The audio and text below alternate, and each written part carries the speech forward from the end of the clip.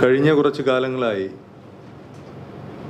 ചലച്ചിത്ര മേഖലയിലെ ഒരു പ്രധാനപ്പെട്ട നടൻ വിനായകൻ നടത്തുന്ന ചില പരാമർശങ്ങൾ, അശ്ലീല പരാമർശങ്ങളൊക്കെ കേരളത്തിൻ്റെ പൊതുസമൂഹം വിലയിരുത്തിക്കൊണ്ടിരിക്കുന്നതാണ്. എന്നാൽ പല ഘട്ടങ്ങളിലും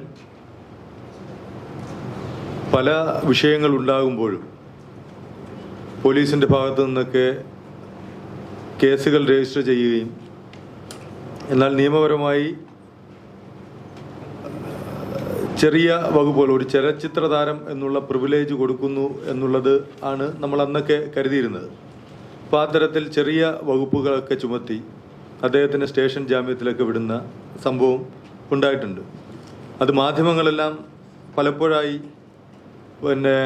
റിപ്പോർട്ട് ചെയ്തിട്ടുള്ളതാണ്. സെപ്റ്റംബർ 2024 പൊതുസ്ഥലത്ത് പ്രശ്നമുണ്ടാക്കി. അത് നമ്മുടെ CSF ഉദ്യോഗസ്ഥരുമായി ഹൈദരാബാദ് യാത്രയിൽ അവിടെ ഉണ്ടായത്, അവിടെ കേസെടുത്തിട്ടുണ്ട്. അന്ന് ജാമ്യം കിട്ടിയിട്ടുണ്ട്. അതുപോലെ തന്നെ 2025 ഫ്ലാറ്റിൻ്റെ അവിടെ നഗ്നതാ പ്രദർശനം നടത്തിയതിൻ്റെ ഇതിൽ കേസെടുത്തിട്ടുണ്ട്. അന്ന് കേസെടുത്തില്ല. അന്ന് പരാതി ഇല്ലാത്തത് കൊണ്ട് അദ്ദേഹത്തിനെതിരെ കേസെടുത്തില്ല. പക്ഷേ അന്ന് പോലീസ് സ്റ്റേഷനിൽ കാട്ടിക്കൂട്ടിയ വിഷയം, അതുപോലുള്ള സംഭവങ്ങളൊക്കെ നമ്മൾ മാധ്യമങ്ങളിൽ കണ്ടിട്ടുള്ളതാണ്. അന്ന് പക്ഷേ കേസെടുത്തില്ല, അദ്ദേഹത്തെ വിട്ടിട്ടുണ്ട്. അതുപോലെ മീ ടു കേസ് 2019 ഉണ്ടായപ്പോൾ അതുമായി ബന്ധപ്പെട്ട് ഉണ്ടായ വിവാദങ്ങളിലും അദ്ദേഹത്തിനെതിരെ ആരോപണങ്ങൾ ശക്തമായി വന്നിരുന്നു. അതിനെതിരെ അദ്ദേഹം പ്രതികരിച്ചതും വളരെ മോശപ്പെട്ട രീതിയിലുള്ള പ്രതികരണങ്ങൾ ഉണ്ടായിട്ടുണ്ട്.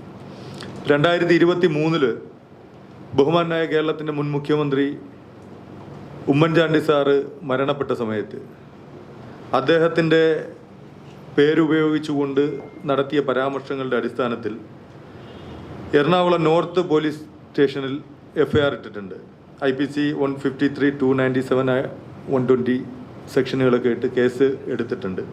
പക്ഷെ അദ്ദേഹത്തിൻ്റെ കുടുംബം, ബഹുമാനായ ഇന്നത്തെ പുതുപ്പള്ളി MLA ചാണ്ടി ഉമ്മൻ അടക്കം അദ്ദേഹത്തിൻ്റെ കുടുംബം എടുത്ത ഒരു നിലപാട്, അദ്ദേഹത്തോട് അത്തരത്തിലുള്ള ഒരു സമീപനമായി മുന്നോട്ട് പോകണ്ട എന്നുള്ള ഒരു നിലപാടായിരുന്നു അന്ന് എടുത്തത്. അതുപോലെ തന്നെ ഒട്ടേറെ വിഷയങ്ങൾ ഇത് പരസ്യമായി പൊതുരംഗത്ത് വന്നിട്ടുള്ളതും എന്നാൽ രഹസ്യമായി ഒതുക്കി തീർക്കപ്പെട്ടിട്ടുള്ളതുമായ ഒട്ടേറെ കേസുകൾ വിനായകനെതിരെ ഉണ്ടായിട്ടുണ്ട്. അന്നൊക്കെ ഒരു ചലച്ചിത്ര നടൻ എന്നുള്ള ഒരു തരത്തിൽ അദ്ദേഹത്തിന് കിട്ടുന്ന പ്രിവിലേജ് അദ്ദേഹം മുതലാക്കിക്കൊണ്ടിരിക്കുകയായിരുന്നു.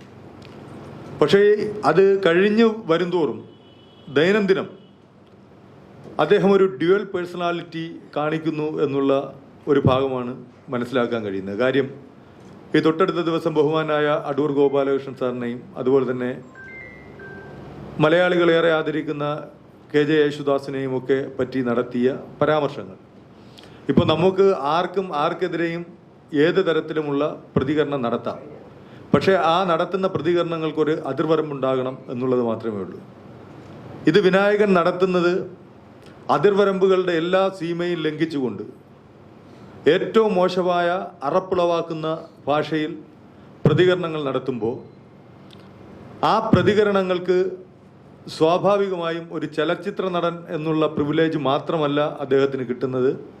അദ്ദേഹത്തിന് കിട്ടുന്ന പ്രിവിലേജ് പിണറായിസത്തിൻ്റെ പ്രിവിലേജാണ്, അത് കമ്മ്യൂണിസ്റ്റ് പാർട്ടിയുടെ പ്രിവിലേജാണ് എന്നുള്ളതാണ് ഈ അവസരത്തിൽ മനസ്സിലാകുന്നത്. കാര്യം കഴിഞ്ഞ 2 ദിവസങ്ങൾക്ക് മുമ്പ് ബഹുമാനപ്പെട്ട കേരള DGPക്ക് അടൂർ ഗോപാലകൃഷ്ണൻ സാറിൻ്റെയും KJ യേശുദാസിൻ്റെയും വിഷയത്തിൽ പരാതി നൽകിയിട്ട് അതിൻ്റെ തുടർ നടപടികൾക്ക് ഒരു തരത്തിലും ഉള്ള നയം പോലീസിൻ്റെ ഭാഗത്തുനിന്ന് ഉണ്ടാകുന്നില്ല. അതുമാത്രമല്ല, അദ്ദേഹത്തെ സഹായിക്കുന്ന തരത്തിലേക്ക് വേണ്ടിയിട്ടുള്ള സമീപനങ്ങൾ എടുക്കുന്നു. അതിൻ്റെ ഭാഗമായി അദ്ദേഹം ബോധം വന്നപ്പോൾ, ഞാൻ പറഞ്ഞല്ലോ ഡ്യുവൽ പേഴ്സണാലിറ്റിയാണ് ഇതിൻ്റെ വിഷയം, അധികമായ ഡ്രഗ്സിന് അടിമപ്പെട്ട് ലഹരിക്കടിമപ്പെട്ട് അദ്ദേഹം കാട്ടിക്കൂട്ടുന്ന കോപ്രായങ്ങൾ, ആ കോപ്രായങ്ങൾ, തെമ്മാടിത്തരങ്ങൾ, അത് കഴിയുമ്പോൾ അദ്ദേഹത്തിന് ബോധം വീഴുമ്പോൾ അദ്ദേഹം സോറി എന്ന് പറഞ്ഞ ഒരു പോസ്റ്റ് ഇട്ടു. അതിട്ട് അദ്ദേഹം വീണ്ടും അടിമപ്പെട്ടപ്പോൾ ഈ വാർത്ത പുറത്തു കൊണ്ടുവന്ന മാധ്യമപ്രവർത്തകർക്കെതിരെ ഏറ്റവും അറപ്പുളവാകുന്ന ഭാഷയിൽ, നിങ്ങളത് വായിച്ചു കാണുമെന്ന് വിശ്വസിക്കുകയാണ്, നിങ്ങൾ മാധ്യമപ്രവർത്തകരാണ്, ഏറ്റവും അറപ്പുളവാക്കുന്ന ഭാഷയിൽ പ്രതികരിക്കാവുന്നതിൻ്റെ ഏറ്റവും മോശപ്പെട്ട ഭാഷയിൽ അത് പ്രതികരിച്ചു. അതും ഒരു വനിതാ മാധ്യമ പ്രവർത്തകയാണ് പ്രതികരിച്ചു. 3 സംഘടനകൾ 3 പേർ പരാതിയുമായി പോയിട്ടുണ്ട്. എനിക്ക് തോന്നുന്നു മാധ്യമ പ്രവർത്തന രംഗത്തുള്ള ആളുകൾ തന്നെ അതിൽ പരാതി കൊടുത്തിട്ടുണ്ട്, ആക്ടിവിസ്റ്റുകൾ പരാതി കൊടുത്തിട്ടുണ്ട്. ഇതുവരെയും അതിനകത്തൊരു FIR ഇട്ട് കണ്ടിട്ടില്ല. അവിടെയും അദ്ദേഹത്തിന് കിട്ടുന്ന പ്രിവിലേജ്, ഒരു കാര്യം വ്യക്തമായി മനസ്സിലാക്കണം, അദ്ദേഹത്തിന് കിട്ടുന്ന പ്രിവിലേജ് എന്ന് പറയുന്നത് ചലച്ചിത്ര താരത്തിൻ്റെ പ്രിവിലേജ് അല്ല, അത് കമ്മ്യൂണിസ്റ്റുകാരൻ്റെ പ്രിവിലേജാണ്. സ്ത്രീത്വത്തെ അപമാനിച്ചാൽ, ഒരു വനിതയ്ക്ക് നേരെ ഇങ്ങനെ ഒരു അസഭ്യവർഷം ചൊരിഞ്ഞാൽ കേരളത്തിൽ എന്തായിരിക്കും നടക്കുന്നത്? ഏത് വകുപ്പിട്ടാണ് കേസെടുക്കാനുള്ളത്? എന്തെങ്കിലും അനങ്ങിയോ? ഇതുവരെ അനങ്ങിയിട്ടില്ല. അത് മാത്രമല്ല, അദ്ദേഹം നടത്തിയ പരാമർശങ്ങളുടെ അടിസ്ഥാനത്തിൽ ഞാൻ നേരത്തെ പറഞ്ഞല്ലോ, അദ്ദേഹത്തിൻ്റെ പ്രശ്നം എന്താണ്? എന്തെങ്കിലും ഒരു കാര്യം അവതരിപ്പിച്ചു കഴിഞ്ഞാൽ ഏറ്റവും അവസാനം കൊണ്ടെത്തി നിൽക്കുന്നത് എല്ലാ തോന്നിവാസങ്ങളും കാണിച്ചിട്ട്, തെമ്മാടിത്തരങ്ങളും കാണിച്ചിട്ട്, അതിനവസാനം ജാതിയുടെ ഒരു മേലങ്കി എടുത്തണിയും. ആ ജാതിയുടെ മേലങ്കി എടുത്തണിഞ്ഞ് സവർണനാണ് അവർണനാണ് എന്നുള്ള വേർതിരിവ് ഉണ്ടാക്കുന്ന ഒരവസ്ഥ. ആ അവസ്ഥ കേരളത്തിൻ്റെ സാംസ്കാരിക കേരളത്തിന് അഭികാമ്യമാണോ എന്ന് ചിന്തിക്കേണ്ടത് ഞങ്ങളെപ്പോലെ തന്നെ, നിങ്ങളെപ്പോലെ തന്നെ സർക്കാരുകളുമാണ്. അദ്ദേഹം അവസാനമായി പറഞ്ഞു നിർത്തിയ വാചകങ്ങൾ തന്നെ മാധ്യമത്തിൽ ഇപ്പോൾ എടുത്ത് പരിശോധിച്ചാൽ കാണാൻ കഴിയും, സോഷ്യൽ മീഡിയയിൽ, ഫേസ്ബുക്കിൽ. അത് തന്നെ വ്യക്തമായ എല്ലാ തോന്നിവാസങ്ങൾക്കും ജാതിയുടെ മേലങ്കി എടുത്ത് അണിയുന്നത് മഹാനായ അയ്യങ്കാളിയും അതുപോലെ തന്നെ ഡോക്ടർ അംബേദ്കറുമൊക്കെ അധസ്ഥിത വർഗത്തിന് വേണ്ടി പോരാടുമ്പോൾ, ആ പോരാട്ടത്തിൽ അവർ പങ്കുവഹിക്കുമ്പോൾ, അവർ അവരുടെ സമുദായത്തിൽ നിന്ന് പലതരത്തിലുള്ള ആളുകൾ ഉയർന്നു വരണമെന്ന് ആഗ്രഹിച്ചിരുന്നവരാണെങ്കിൽ അതിൻ്റെ പിൻതലമുറക്കാരെ വളർത്തിയെടുക്കേണ്ട സമുദായം, ആ സമുദായത്തിൽ ഞാൻ അഭിമാനത്തോടു കൂടി പറയുന്നു, ഞാൻ ഒരു കലാഭവൻ മണിയുടെ ആരാധകനായിരുന്നു പാട്ടുകളിൽ. പക്ഷേ പാട്ട് കേൾക്കുന്ന സമയത്തോ അതിനെപ്പറ്റി പഠിക്കുന്ന സമയത്തോ അത് കേട്ട് തുടങ്ങുന്ന കാലഘട്ടത്തിലോ അദ്ദേഹത്തിൻ്റെ ജാതിയോ മതമോ ഒന്നും ഞങ്ങൾ നോക്കിയിട്ടില്ല. അത് നോക്കാതെ തന്നെ അദ്ദേഹത്തെ സ്നേഹിച്ചവരാണ്. അദ്ദേഹത്തിൻ്റെ മരണത്തിൽ സങ്കടപ്പെട്ടതാണ്. അദ്ദേഹത്തിൻ്റെ രാഷ്ട്രീയമോ ജാതിയോ ഞങ്ങൾക്ക് വിഷയമില്ലായിരുന്നു. അതിനുശേഷം വേടൻ്റെ വിഷയം വന്നു. വേടൻ്റെ വിഷയം ഇപ്പം നിയമപരമായിട്ട് വേടനുമായി ബന്ധപ്പെട്ട കേസുകളിലേക്ക് ഞാൻ കടക്കുന്നില്ല. കാര്യം അത് എന്താണെന്നുള്ളത് പിന്നെ സ്വാഭാവികമായി പോലീസിൻ്റെ കയ്യിലുള്ള വിഷയങ്ങളാണ്. അത് ഞാൻ പ്രതികരിക്കുന്നില്ല. പക്ഷേ വേടൻ്റെ ഈ പ്രശ്നം വന്നപ്പോൾ ഏപ്രിൽ 29-ാം തീയതി ആദ്യമായി കേരളത്തിൽ വേടനെ അനുകൂലിച്ചുകൊണ്ട് ഒരു ഫേസ്ബുക്ക് പോസ്റ്റ് ഇട്ട ആൾ ഞാനാണ്, പിന്തുണ നൽകിക്കൊണ്ട്. അത് അദ്ദേഹം ചെയ്തത് തെറ്റാണെന്ന് പറഞ്ഞ് ചെയ്ത തെറ്റിന് ക്ഷമ ചോദിച്ച സമയത്താണ് ആ ഫേസ്ബുക്ക് പോസ്റ്റ് ഇട്ടത്.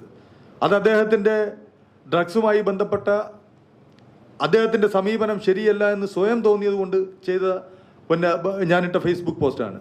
സ്വാഭാവികമായും അങ്ങനെയുള്ള ആളുകൾ ഒരു മാതൃകയാണ്. ആ മാതൃകകൾ നിലനിൽക്കുമ്പോഴാണ് ആ സമുദായത്തിൻ്റെ കാര്യം പറഞ്ഞു തന്നെ ഉള്ള തോന്നിവാസങ്ങൾ മൊത്തവും കാണിച്ചിട്ട് ഇത് സമുദായം ഇതായതുകൊണ്ട്, ജാതി ഇതായതുകൊണ്ട് എന്നെ അടച്ചാക്ഷേപിക്കുന്നു എന്നുള്ള തരത്തിൽ പറയുന്നത് അഭികാമ്യമല്ല എന്നുള്ളത് വിനായകനോട് പറയുകയാണ്. അതോടൊപ്പം തന്നെ ചലച്ചിത്ര മേഖലയിൽ ഏറ്റവും കൂടുതൽ ഇടക്കാലത്ത് ചർച്ച ചെയ്യപ്പെട്ട ആളാണല്ലോ ഷൈൻ ടോം. അദ്ദേഹത്തിൻ്റെ സ്വഭാവം എല്ലാവർക്കും അറിയാമായിരുന്നു. പക്ഷേ അദ്ദേഹത്തിന് തന്നെ തോന്നി അത് അപകടത്തിലേക്ക് പോകും എന്ന് തോന്നിയ സമയത്ത് അദ്ദേഹം ചെയ്തത് എന്താണ്? ചികിത്സയ്ക്ക് വിധേയനാകണമെന്ന് പോലീസിനോട് പറഞ്ഞു. അദ്ദേഹം ചികിത്സ നടത്തി. ഇപ്പോൾ ഞാൻ മനസ്സിലാക്കുന്നത് അദ്ദേഹം ഒരു നല്ല തരത്തിൽ തിരിച്ചു വരുന്നു എന്നുള്ളതാണ് ഞാൻ മനസ്സിലാക്കുന്നത്. ഇവിടെ ഒരാൾ ആവശ്യപ്പെട്ടില്ല എങ്കിൽ വിനായകൻ എന്ന് പറയുന്നത് കേരളത്തിൻ്റെ പൊതുശല്യമായി ഇപ്പം മാറിക്കൊണ്ടിരിക്കുന്ന അവസരത്തിൽ ഒരു ഡ്യുവൽ പേഴ്സണാലിറ്റി, ഡ്രഗ്സിൻ്റെ അമിതമായ ഉപയോഗം കാരണം ഡ്യുവൽ പേഴ്സണാലിറ്റി കാണിക്കുന്ന ഒരു വ്യക്തി എന്നുള്ള തരത്തിൽ പോലീസ് സ്വയം കിട്ടിയ പരാതിയുടെ അടിസ്ഥാനത്തിൽ കേസെടുത്ത് ആ മാതൃകാപരമായിട്ടുള്ള ശിക്ഷാ നടപടികൾ സ്വീകരിച്ച് സൈബർ ആക്ടിൻ്റെ എല്ലാ ശക്തമായ നടപടികളും കൈക്കൊണ്ട്, ക്രിമിനൽ നടപടികളും കൈക്കൊണ്ട് മുന്നോട്ട് പോകുന്നതിന് പകരം മുന്നോട്ട് പോകുന്നു എന്ന് പറയുന്നത്, ഞാൻ വളരെ വ്യക്തമായി പറയുന്നു, ഏറ്റവും നല്ലൊരു കലാകാരനാണ്, ഞങ്ങൾക്ക് ഇഷ്ടപ്പെട്ട കലാകാരനാണ്. ലോകം ഉറ്റുനോക്കിയ രജനികാന്തിനോടൊപ്പം അഭിനയിച്ചുകൊണ്ട് ശ്രദ്ധ പിടിച്ചു പറ്റിയ ഒരാളാണ്. അങ്ങനെ ഒരാൾ ഇപ്പൊ നോക്കിയാൽ ആ രജനികാന്തിന് തന്നെ മോശപ്പേരുണ്ടാക്കുന്ന തരത്തിലേക്ക് മാറിക്കൊണ്ടിരിക്കുന്നു എന്നുള്ളതാണ്. അങ്ങനെ ഒരാളെ സ്വാഭാവികമായും കേരളത്തിന് ആ കലാകാരനെ നഷ്ടപ്പെടാൻ പാടില്ല. അപ്പോൾ ചെയ്യാനുള്ളത് എന്താണ്? അദ്ദേഹത്തിനെതിരെ നടപടിയെടുത്ത് അദ്ദേഹത്തിൻ്റെ മാനസിക നില പരിശോധിച്ച് അദ്ദേഹത്തിന് ഒരു നല്ല ചികിത്സാ സംവിധാനത്തിലേക്ക് കൊണ്ടുപോയി അദ്ദേഹത്തിനൊരു ചികിത്സ കൊടുക്കണം. ആ കൊടുത്തുകൊണ്ട് ആ കലാകാരനെ തിരിച്ചു കൊണ്ടുവരുവാൻ ചെയ്യണം എന്നുള്ളതാണ് എനിക്ക് പറയാനുള്ളത്. അതൊക്കെ കാണിച്ചുകൊണ്ടാണ് പരാതി കൊടുത്തത്. പക്ഷേ ഈ പരാതികൾ നിലനിൽക്കുമ്പോഴും അദ്ദേഹത്തിന് ഒരു ഇഞ്ച് തൊടാതെ അടുത്തും വീണ്ടും വീണ്ടും വലിയ തെറ്റുകളിലേക്ക് അദ്ദേഹത്തെ വലിച്ചിഴക്കുകയാണ്. ഇതിൻ്റെ അവസാനം സംഭവിക്കാൻ പോകുന്നത് മയക്കുമരുന്ന്, മദ്യ എല്ലാത്തിൻ്റെയും ഉപയോഗം കൊണ്ട് ഒരു കലാകാരനെ നഷ്ടപ്പെടുന്നു എന്ന് മാത്രമല്ല, കേരളത്തിൽ ഒരു പൊതുശല്യത്തെ വളർത്തിയെടുക്കുന്നു എന്ന് മാത്രമല്ല, ഏറ്റവും അവസാനം വിനായകന് സംഭവിക്കാൻ പോകുന്നത് കേരളത്തിലുള്ള ചെറുപ്പക്കാരുടെ കൈക്കരുത്തറിയേണ്ട സ്ഥിതിയിലേക്ക് ഒരു നടനെ വലിച്ചിഴച്ചുകൊണ്ട് പോവുകയാണ്. നിങ്ങളൊന്ന് ആലോചിച്ച് നോക്ക്. അന്ന് ബഹുമാനായ ഉമ്മൻചാണ്ടിയുടെ മരണ ദിവസം അദ്ദേഹത്തെ അധിക്ഷേപിച്ചുകൊണ്ട് പോസ്റ്റിട്ട സമയത്ത് ആ കുടുംബമോ കോൺഗ്രസ് പാർട്ടിയോ ഒന്ന് പ്രതികരിച്ചിരുന്നുവെങ്കിൽ വിനായകന്റെ അവസ്ഥ തെരുവിൽ എന്താകുമായിരുന്നു? നിങ്ങൾ ചിന്തിച്ചു നോക്കണം. അതിനുശേഷം ഗാന്ധിയെ പറഞ്ഞ വാചകം അച്യുതാനന്ദന്റെ മരണത്തിൽ എനിക്ക് വലിയ അതിശയം തോന്നിയത്, അച്യുതാനന്ദനെ പറ്റി വരെ പറഞ്ഞ ആ ഭാഷ, അതേ ഭാഷ തന്നെ തുടർന്ന് ഗാന്ധിയെ പറ്റി പറയുന്നു, നെഹ്റുവിനെ പറ്റി പറയുന്നു, അതുപോലെ തന്നെ ഇന്ദിരയെ പറ്റി പറയുന്നു, ഇന്ദിരാഗാന്ധിയെ പറ്റി പറയുന്നു. അപ്പോൾ ഇത് വിവരമില്ലായ്മയല്ല, സംസ്കാരമില്ലായ്മയല്ല, ഇത് അദ്ദേഹത്തിനുള്ള മറ്റേതോ രോഗമാണ്. അപ്പോൾ സ്വാഭാവികമായി അത് പറയുമ്പോൾ അതിനെതിരെ നടപടിയെടുക്കുന്നതിന് പകരം മരിച്ചാലും ഒരു മനുഷ്യനോട് ഇങ്ങനെയുള്ള വാചകങ്ങൾ ഉയർത്തുമ്പോൾ സ്വാഭാവികമായുള്ള കമ്മ്യൂണിസ്റ്റുകാരന് തോന്നേണ്ട ഒരു വികാരം പോലും ഈ കമ്മ്യൂണിസ്റ്റ് പാർട്ടിയിൽ നിന്ന് തോന്നിക്കണ്ടില്ല. അതിന് പകരം അതിൽ പിണറായിസത്തിൻ്റെ ഒരു ചുവടുകൂടെ വെച്ചുകൊണ്ട് അതിലും ഈ വിനായകനെതിരെ ഒരു നടപടിയും എടുത്തു കണ്ടില്ല. സ്വാഭാവികമായും വിനായകൻ എന്ന് പറയുന്ന ഒരു കലാകാരനെ, ഒരു നല്ലൊരു ചലച്ചിത്ര നടനെ അദ്ദേഹം സ്വയം കമ്മ്യൂണിസത്തിൻ്റെ പ്രിവിലേജ് ഉപയോഗിച്ചുകൊണ്ട്, കമ്മ്യൂണിസ്റ്റ് പാർട്ടിയുടെ ഐഡന്റിറ്റി ഉപയോഗിച്ചുകൊണ്ട് അദ്ദേഹം എല്ലാ തെമ്മാടിത്തരങ്ങളും കാട്ടിക്കൂട്ടുമ്പോൾ അതിന് കുടപിടിച്ചുകൊണ്ട് അദ്ദേഹത്തെ നശിപ്പിക്കുകയാണ്. ഇതിൻ്റെ പരിണിത ഫലം ഒരു സംശയം വേണ്ട, അദ്ദേഹത്തിന് പൊതുസമൂഹത്തിൽ നിന്ന്, ചെറുപ്പക്കാരിൽ നിന്ന് അവരുടെ വികാരം ഏറ്റുവാങ്ങേണ്ടി വരും. അത് തെരുവിലായിരിക്കും എന്നുള്ള ഓർമ്മപ്പെടുത്തലാണ് ഈ അവസരത്തിൽ പറയുവാനുള്ളത്. അതിനുള്ള സാഹചര്യം സർക്കാർ ഉണ്ടാക്കരുത്, ഗവൺമെന്റ് ഉണ്ടാക്കരുത്, പോലീസ് ഉണ്ടാക്കരുത്. ശക്തമായ നിയമ നടപടികൾ ഈ വിഷയത്തിൽ എടുക്കണം. സൈബർ ആക്ടിൽ ഉപയോഗിക്കാൻ പറ്റുന്ന ക്രിമിനൽ ആക്ടുകളെല്ലാം അദ്ദേഹത്തിനെതിരെ ചുമത്തണം. അദ്ദേഹത്തിന് നിയമപരമായിട്ടുള്ള നടപടി എടുക്കുന്നതിന് പുറമെ നല്ല ഒരു ചികിത്സ കൂടി ലഭ്യമാക്കിക്കൊണ്ട് അദ്ദേഹത്തിൻ്റെ ഈ ഡ്യുവൽ പേഴ്സണാലിറ്റി മാറ്റി നല്ല കലാകാരനായിട്ട് തിരിച്ചു കൊണ്ടുവരാനുള്ള അവസരം ഒരുക്കണം. അതിന് കഴിയുന്നില്ല എങ്കിൽ അദ്ദേഹത്തെ നാട് കടത്തുന്നതായിരിക്കും ഏറ്റവും ഉചിതം എന്നുള്ള അഭ്യർത്ഥന പറയുവാൻ വേണ്ടിയിട്ടാണ് ഈ പത്രസമ്മേളനം ഇന്ന് വിളിച്ചു ചേർത്തത്.